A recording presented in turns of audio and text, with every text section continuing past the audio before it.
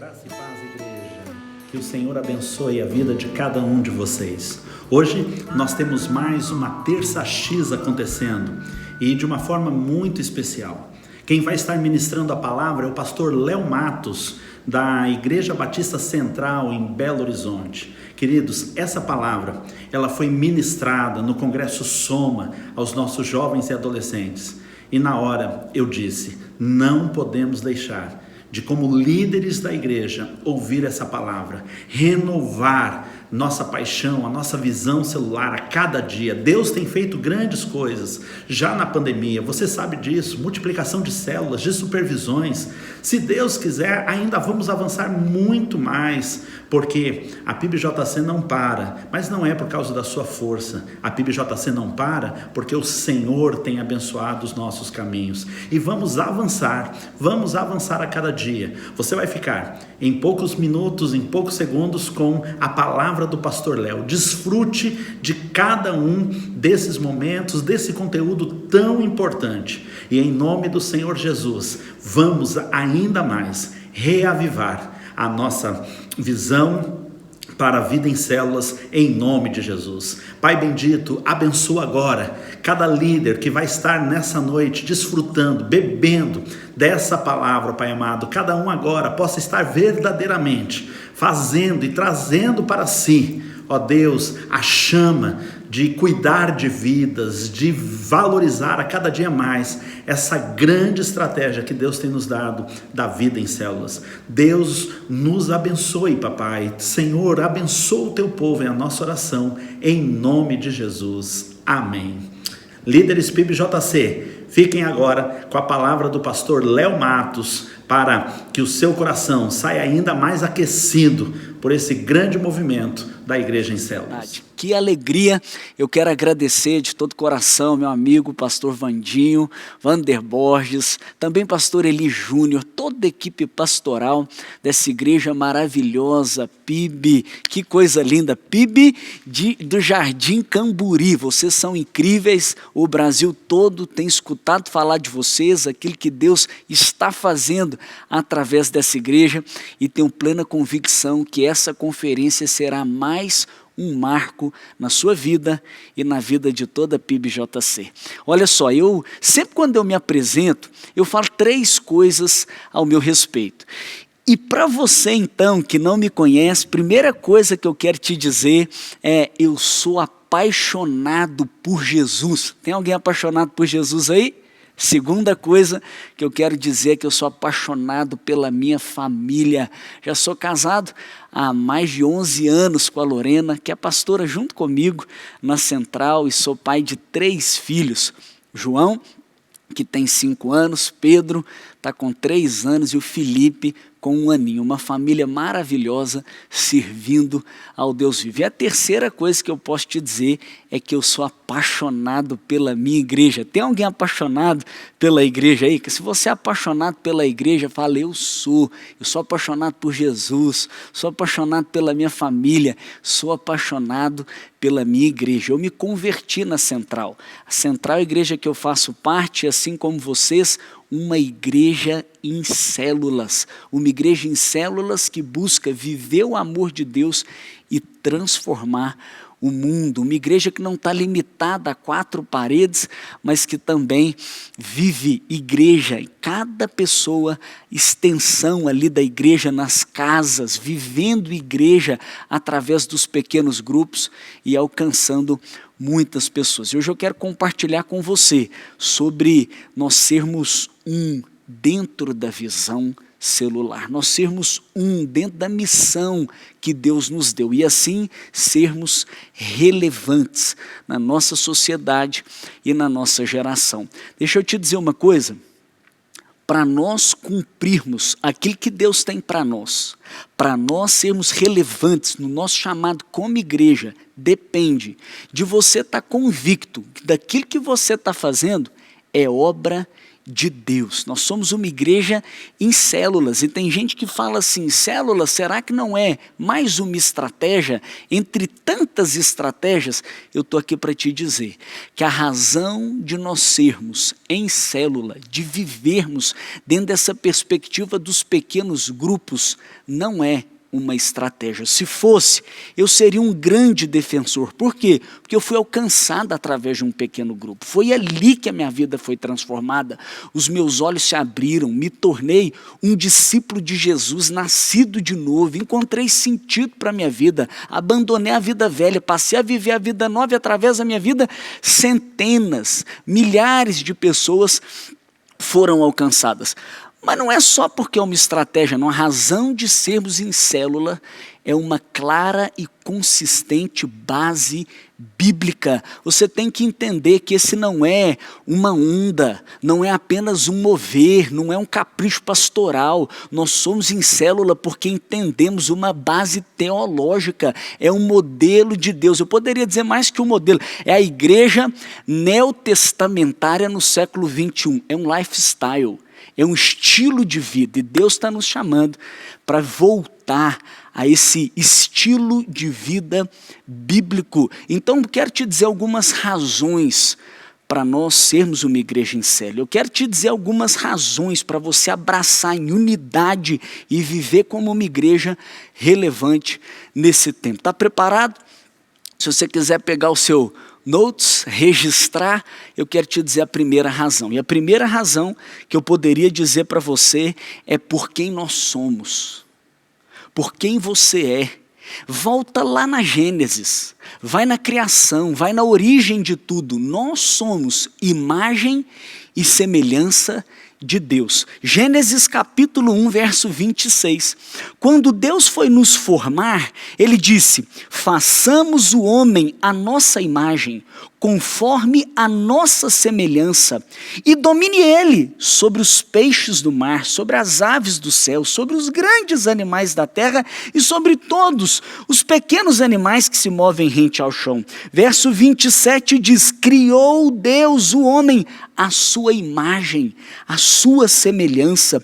Homem e mulher os criou, Deus os abençoou e lhe disse, sejam férteis, encham, subjuguem a terra, dominem sobre os peixes do mar, sobre as aves do céu, sobre todos os animais que se movem rente à terra. Meu Deus, quantas coisas importantes e relevantes só nesse texto. Primeira coisa aqui, olhando para esse texto, é a nossa identidade. Deus, quando nos formou, você percebe que Ele nos forma em unidade. Ele disse, façamos o homem. Tudo que Deus faz, Ele faz no plural.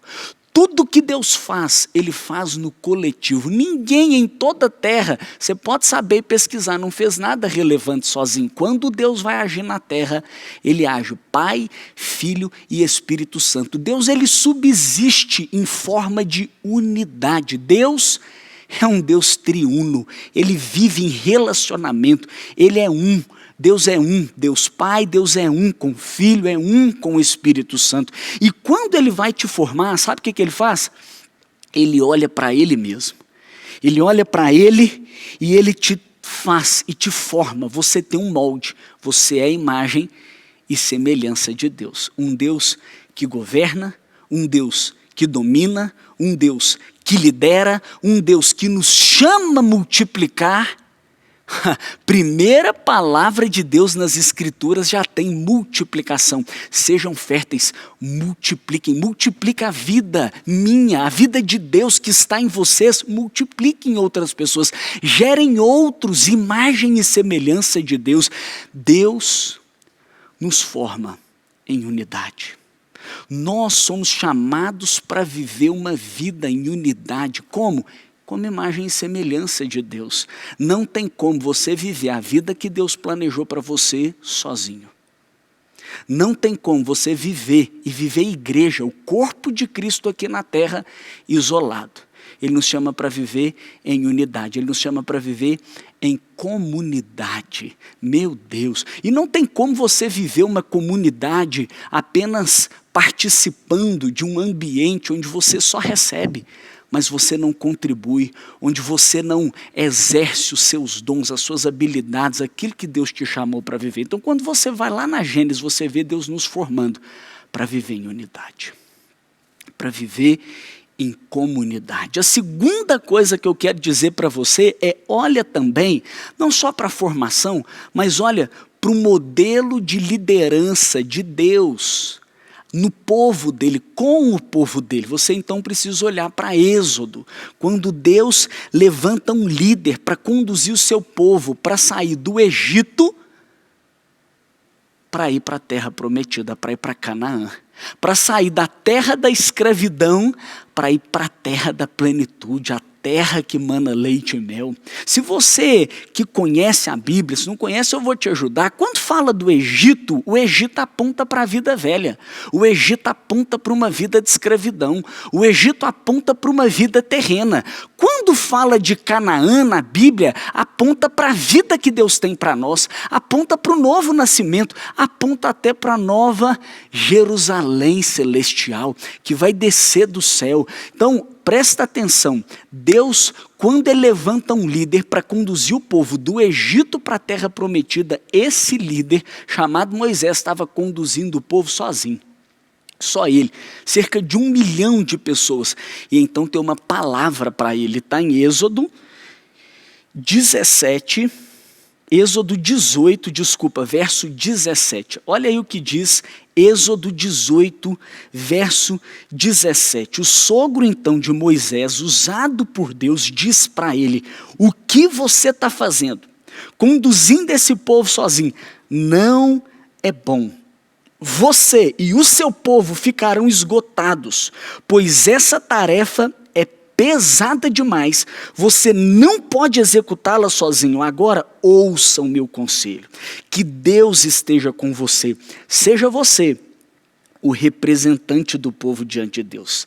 Leve a Deus as suas questões, oriente-os quanto aos decretos da lei, mostrando-lhes como devem viver, o que devem fazer, mas escolha dentre o povo homens capazes, tementes a Deus, dignos de confiança, inimigos do ganho desonesto, e estabeleça-os como líderes de 1000, de 100, de 50, de 10. Eles estarão sempre à disposição do povo para julgar as questões. Trarão a vocês apenas as questões difíceis, as mais simples decidirão sozinhos. Isto tornará mais leve o seu fardo, porque eles dividirão com você, se você assim fizer. E se Deus ordenar, você será capaz de suportar as dificuldades e todo este povo voltará para casa satisfeito. Moisés aceitou o conselho, Deus testificou, falou: essa é a minha palavra, fez tudo conforme ele tinha ordenado, escolheu homens capazes, dentre Israel colocou como líderes do povo, de 1000, de 100, de 50 e de 10. Estes ficaram como juízes diante do povo. As questões mais difíceis levavam a Moisés, as mais simples, porém, eles mesmos resolviam. Pegou aí a chave? A liderança de Deus por meio do seu povo para conduzir de uma vida longe de Deus, ou de uma vida de escravidão para uma vida plena, para sair do Egito, para ir para a terra prometida, para aqui na terra, nessa terra, para ir para a nova Jerusalém celestial. Como é que foi? Não foi sobre os ombros de um só. Foi levantando entre o povo líderes, homens tementes, capazes, dignos de confiança, inimigos dos prazeres desse mundo. E estes então se tornaram líderes do povo, de 10, líderes de 50, líderes de 100, líderes de 1000. Uau, é um modelo de liderança de Deus para o seu povo. Quando você olha, eu vou avançar um pouco a história, mas em terceiro lugar, olha para Jesus. Olha para a vida de Jesus.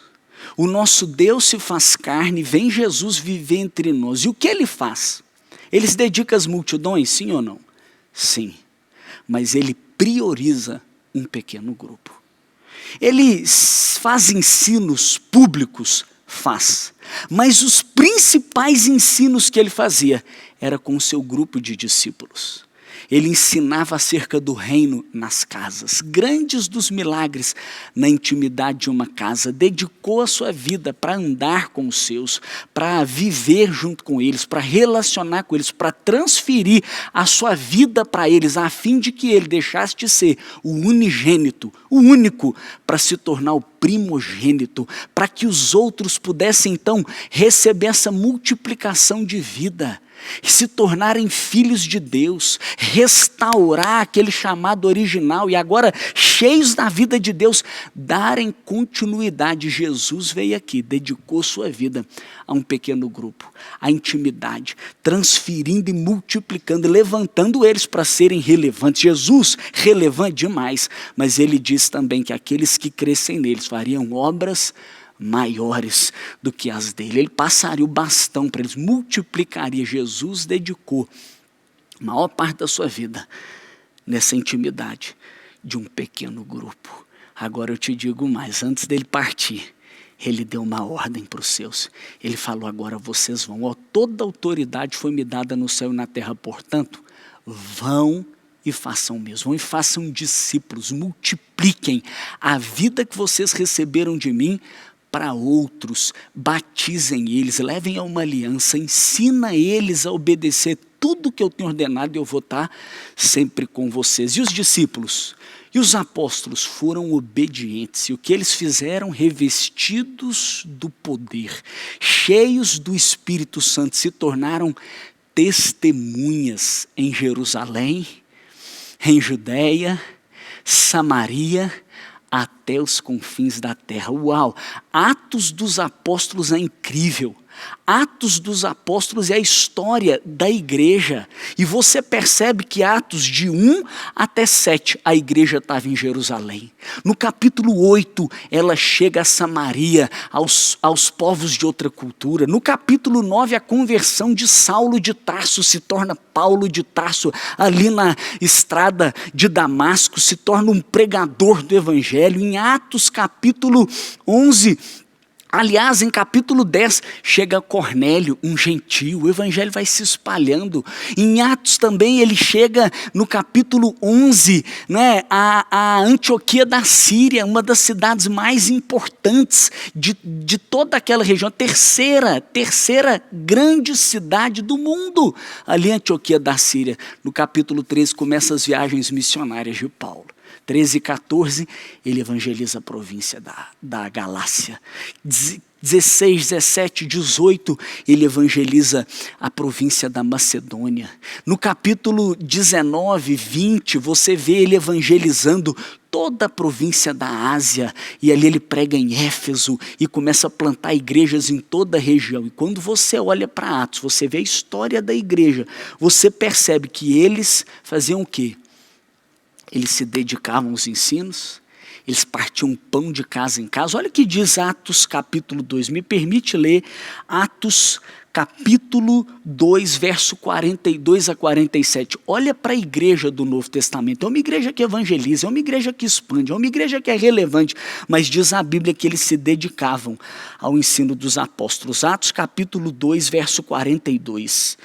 Até o 47 eu vou ler. A comunhão, ao partir do pão, as orações, todos estavam cheios de temor e muitas maravilhas e sinais eram feitos pelos apóstolos. Os que criam mantinham-se unidos numa mesma visão, numa mesma fé, num mesmo propósito, numa mesma causa, e tinham tudo em comum, vendendo as suas propriedades e bens, distribuíam cada um conforme a sua necessidade. Todos os dias continuavam a reunir no pátio do templo, partiam o pão em casa e participavam das refeições com alegria e sinceridade de coração. Eles estavam no templo, mas eles iam de casa em casa, louvando a Deus e tendo a simpatia de todo o povo. O Senhor lhes acrescentava diariamente os que iam sendo salvos. Você pode falar assim: uau, é a igreja do Novo Testamento, uma igreja que se reúne nas casas. Eles partiam o pão de casa em casa. Na sequência, o apóstolo Pedro prega, 3.000 se convertem. Eu pergunto, como discipular 3.000 pessoas?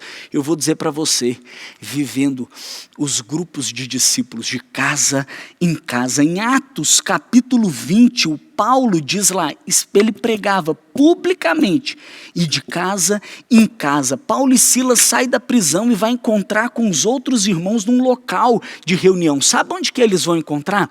Numa casa. Se você pegar isso em Atos 16:40, Atos começa numa casa. Sabe onde é que termina?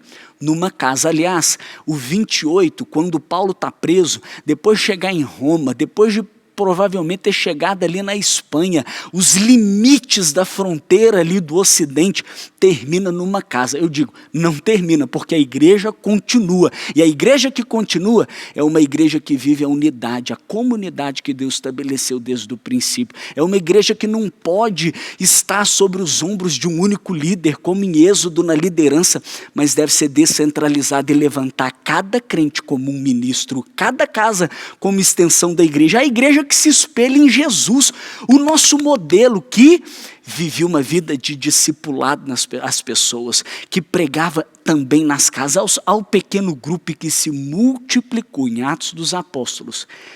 E que se nós queremos viver hoje, no século 21, a igreja primitiva, nós não podemos abrir mão dessa igreja que faz de cada casa uma extensão dela. Hoje que faz até de uma conexão, de uma fibra ótica, extensão da igreja. Uma igreja que não tem 4 paredes, mas que tem 2 pernas. Uma igreja imparável, que cada crente é um ministro, cada casa e cada lugar pode ser uma extensão da igreja, quando 2 ou mais reunirem no nome de Jesus. Essa igreja avançou. Você vai vendo as epístolas, os livros, as cartas, e as cartas são escritas à igreja que se reúne na casa. Por exemplo, Romanos 16, versos 3 e 5, fala para saudar Priscila e Áquila, e a igreja que se reúne na casa dele.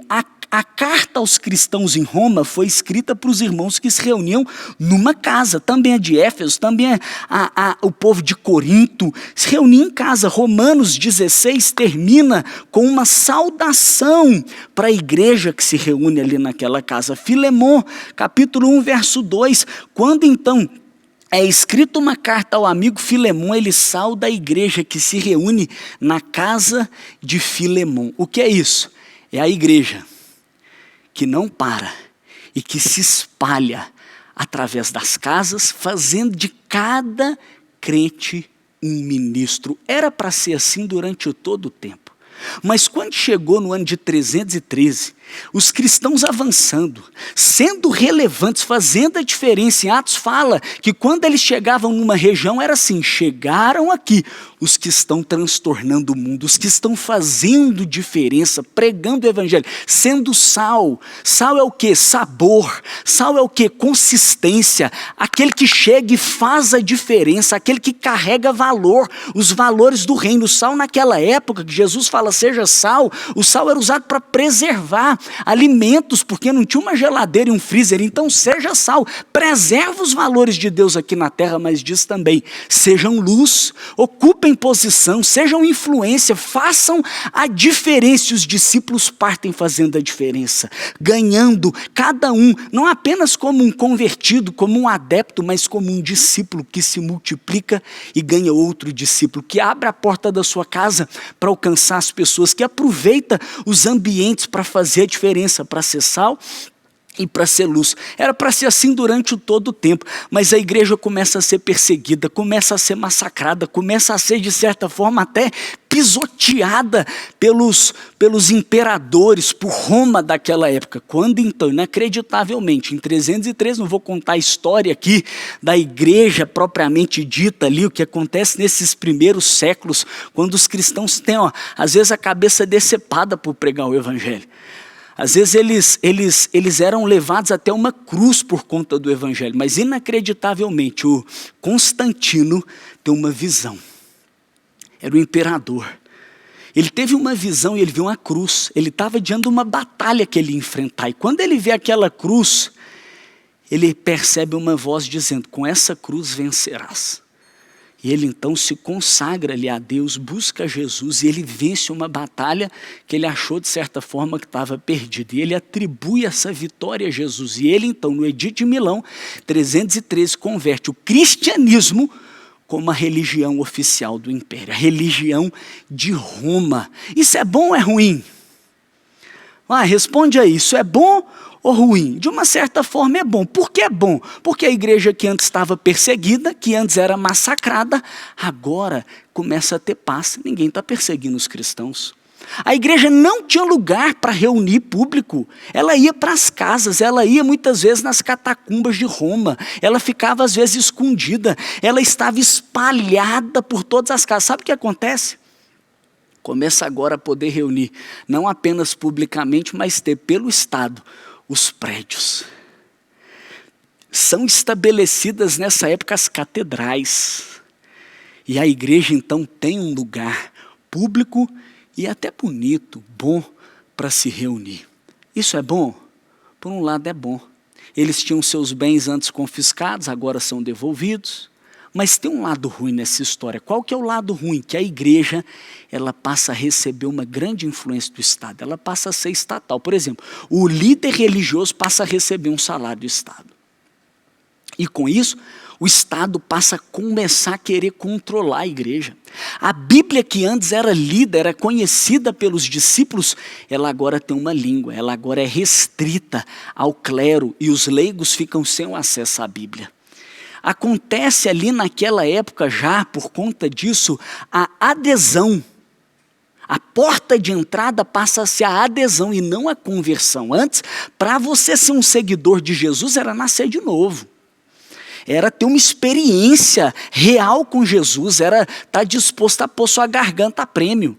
Era você estar disposto a declarar que não era o imperador o seu Senhor, mas Jesus era o seu Senhor. Agora não, agora é conveniente, agora você tem os benefícios do Estado. E sabe o que acontece? Começa a entrar na igreja heresias, começa a entrar na igreja as crenças dos povos, da cultura daquela época. Por quê? Porque ele entra pelo benefício de estar participando agora de uma religião e não de ter nascido de novo. E tantas consequências começam a entrar na igreja. Uma delas é a perda do sacerdócio universal de todos os crentes.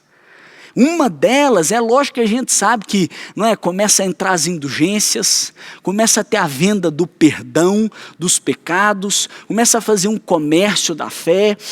Vem a estrutura dos papas, a partir do ano de 600, 605, depois 607, oficial, primeiro papa, indicado ali pelo imperador Flávio. Então, o que acontece? A igreja começa a distanciar do seu estilo de vida original, ficando limitada ao prédio, ficando limitada a uma única figura que prega o evangelho, a uma única figura que detém a Bíblia.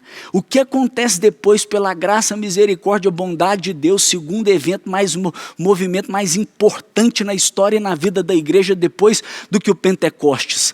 A reforma protestante. Deus levanta reformadores. Teve os pré-reformadores que foram mortos, queimados, porque denunciavam os abusos da igreja, os excessos dos papas. Mas vem Martinho Lutero. Em 1517, traz para nós a reforma protestante. Ele vai lá na porta da igreja de Wittenberg, prega lá as 95 teses, para que todos leiam no dia 31 de outubro de 1517, o dia que antecedia, dia 1º de novembro, conhecido na época o dia de Todos os Santos. As pessoas vão para a igreja ler as teses. Ele é chamado para negar. Ele fala, não posso negar, a menos que vocês me convençam pelas Escrituras, porque a minha consciência está cativa às Escrituras. E uma das teses que ele defendia era o sacerdócio universal de todos os crentes. O que significa? Todos são ministros. O que significa? Todos têm acesso a Deus. Todos podem ler as Escrituras e viver o Evangelho de uma maneira significativa. Não depende do pastor, do líder religioso para levar uma pessoa a Jesus. Todos são chamados a pregar o Evangelho, a fazer discípulos, a conduzir ao batismo, a ensinar, a obedecer. E um movimento começa a surgir depois da reforma protestante. Por exemplo, vê o movimento dos anabatistas. O movimento dos anabatistas leva a igreja para reunir nos pequenos grupos. O movimento dos pietistas, o tão famoso movimento de John Wesley, dos metodistas, que quando John Wesley morre, para você ter uma ideia, tinha cerca de 30 30.000 metodistas se reuniam nos clubes de santidade, nos pequenos grupos, voltando à reforma, à forma original da igreja, onde cada crente é um ministro, cada pequeno grupo ali, onde 2 ou mais se reúnem, é a igreja conectada, sendo cheia do Espírito Santo, pregando o evangelho, vivendo a vida de uns aos outros, de uma vida em comunidade. Sabe o que acontece 30 anos depois que John Wesley morre? De 27.000 metodistas salta para 100.000 metodistas. E aí se você coloca 70 anos depois, 1 a cada 30 ingleses se tornou metodista. O que é isso? Estou aqui para te dizer, não é apenas uma estratégia. É um mover de Deus, é a igreja voltando aos princípios bíblicos. A igreja é neotestamentária em pleno século 21. O que você está sendo chamado para fazer? A voltar às bases, a voltar à raiz, a você entrar nesse mover, não por um chamado, uma convocação, mas por uma dádiva do coração, entendendo que esse é o estilo bíblico de se viver a igreja. Onde você, entenda, não é um consumidor. Você não vem apenas para receber. É lógico que você recebe da parte de Deus, mas quando é conectado ao corpo, tem que cumprir o seu papel, o que eu posso contribuir. Quando você tem acesso à palavra de Deus, que vem banhada de sangue, do sangue dos mártires, que vem banhada de muita perseguição, para fazer você entender que você é raça eleita, você é nação santa, povo de propriedade exclusiva de Deus, tem um propósito, para anunciar as virtudes daquele que o resgatou das trevas para sua maravilhosa luz, para você entender que você, ao ser cheio do Espírito Santo, não é só para curtir, tem um propósito para pregar, para ser testemunha, para pregar o evangelho, para você entender que na Bíblia não tem uma grande sugestão, uma grande opinião, tem uma grande comissão para todos nós nos aliançarmos a esse chamado de Deus e pregarmos o evangelho a todas as pessoas, para você entender que não é um ou outro que é chamado para representar a igreja, que você é embaixador de Cristo e recebeu o ministério da reconciliação. Deus colocou na sua boca a mensagem da reconciliação.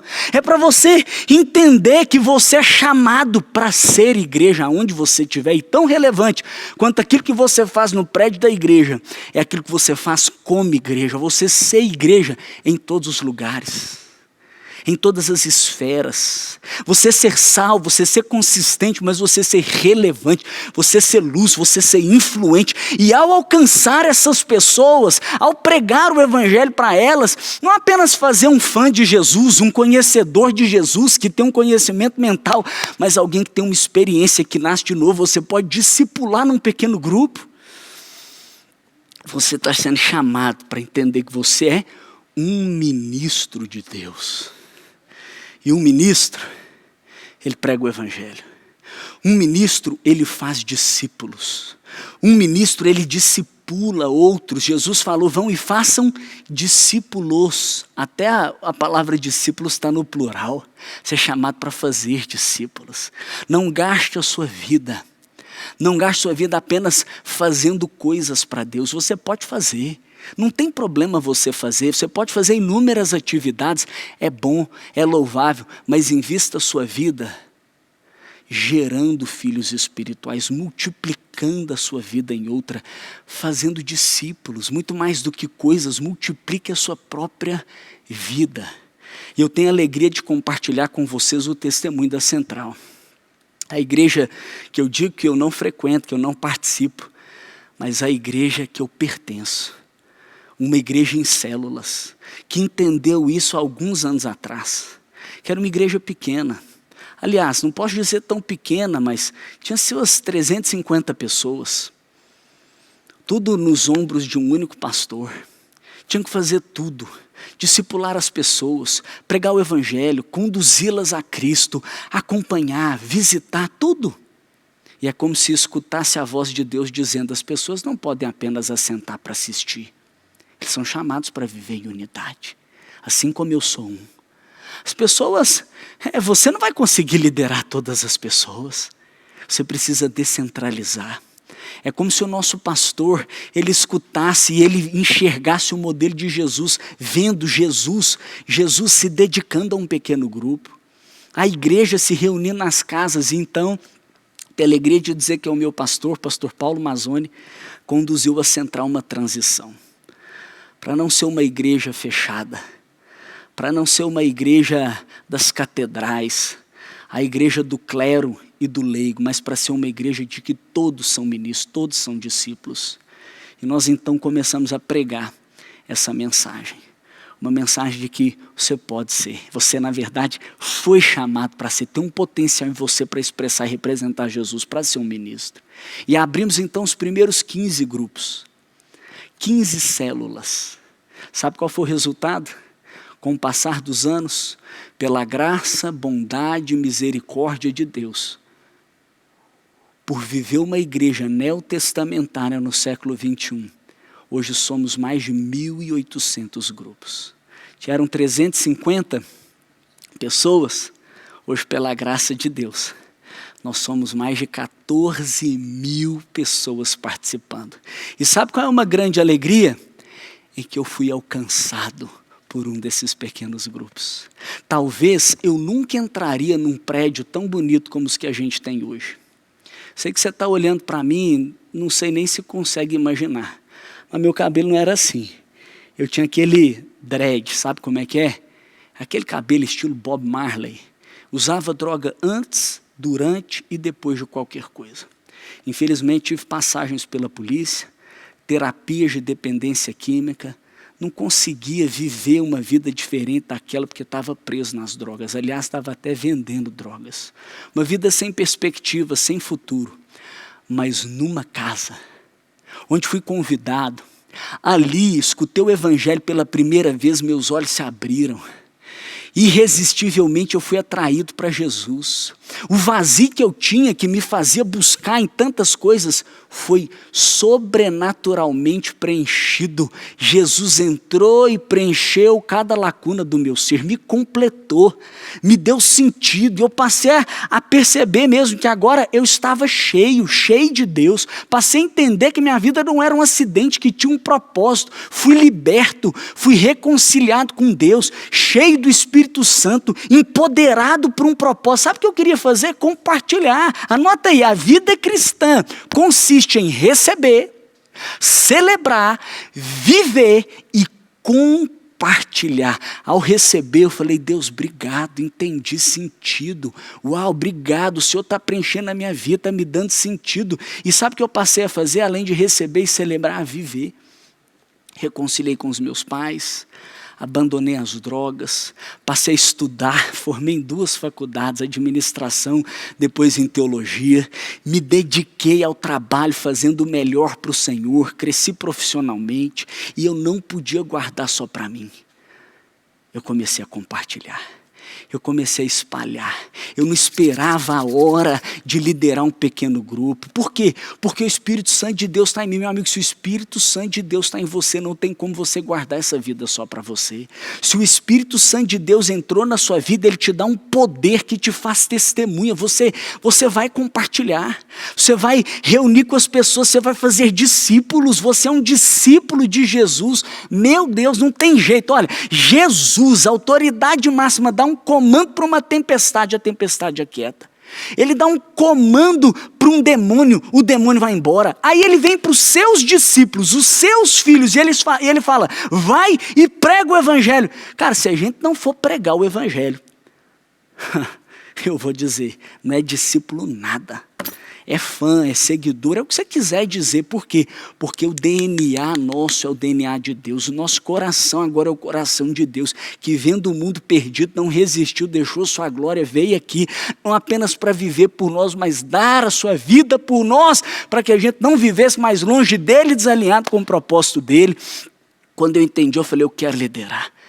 Eu quero compartilhar isso para outras pessoas. Me tornei um líder de uma célula. Resultado? Mais de 14 anos liderando. Milhares de pessoas foram alcançadas, muitas células multiplicadas. Me tornei um supervisor, um coordenador, um pastor. Hoje tenho o privilégio de pastorear a juventude. milhares de jovens vivendo o amor de Deus. E sabe qual é o nosso propósito? Transformar o mundo. Eu fico pensando, se todos entenderem quem são, o DNA que tem, imagem e semelhança de Deus, o propósito que está dentro de você, sabe o que nós vamos fazer? Imagina assim, em unidade, abraçarmos essa visão, a relevância, a transformação. Eu te disse, nós chegamos a 1.800 células, extraordinário, obra e mover de Deus, 14 mil pessoas. Agora, passou uma pandemia aí, que a gente ainda sofre os efeitos dela, estamos sofrendo nessa pandemia. O que Deus fez? Sabe o que Deus fez? Nos chamou para levantar mais pessoas como ministros, a pregar o evangelho. E de 1.800 pessoas, 2.400 pessoas se disponibilizaram para abrir um pequeno grupo online. Sabe qual foi o resultado disso? Mais de 9.000 novas pessoas começaram a participar dos nossos grupos, milhares de decisões. Eu fico pensando, se é um impacto desse, com 2.400 que diz, eis-me aqui, imagina o impacto.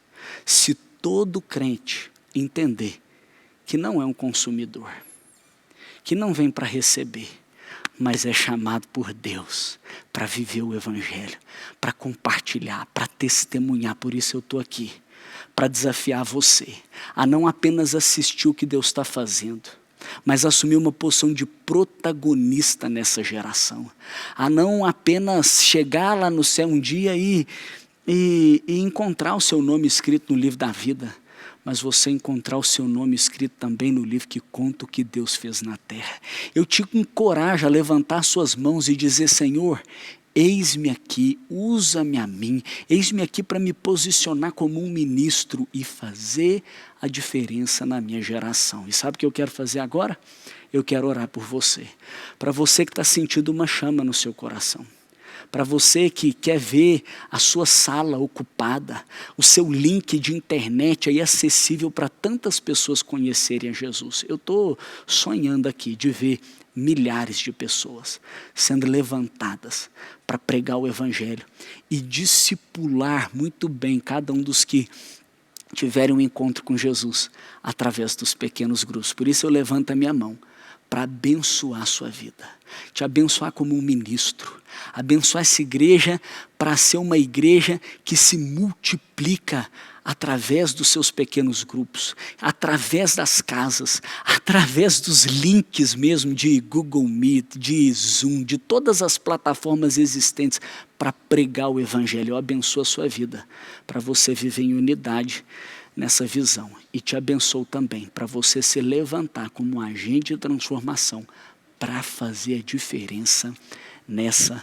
geração. Amém? Espero que tenha te abençoado essa mensagem. Eu aproveito também para dizer para você, se você quiser mergulhar mais na vida em célula, em alguns princípios que se tornaram aqui para nós na Central, uma marca muito importante. Eu escrevi esse livro chamado Células Excelentes. É um guia prático para conduzir o seu pequeno grupo ao extraordinário. Hoje eu tenho alegria, esse livro é toda a experiência desses anos de liderança, mas também toda a experiência da Central. Tirou a Central desse 15 grupos para mais de 1.800 grupos. Eu tive a alegria de compilar nesse livro. É um livro muito prático, é um livro que tem são 15 capítulos, mas eu vou dizer para você, são mais de 100 desafios práticos para conduzir o seu pequeno grupo ao extraordinário. E você pode adquirir o seu na livraria da Central ou através do site celulasexcelentes.com.br. É uma ferramenta para te abençoar, para você poder viver em células e viver o extraordinário através desse lifestyle de Deus, do Novo Testamento, no século 21. Deus te abençoe. Tenho certeza que você foi abençoado com esta palavra. Eu fui edificado por essa palavra. Divulgue, compartilhe esse grande mover de Deus, essa grande palavra que temos recebido. Compartilhe com seus liderados. Vamos a cada dia avançar, queridos. Fiquem na graça e na paz do Senhor. Continuem tendo uma semana de vitórias abençoada em nome de Jesus.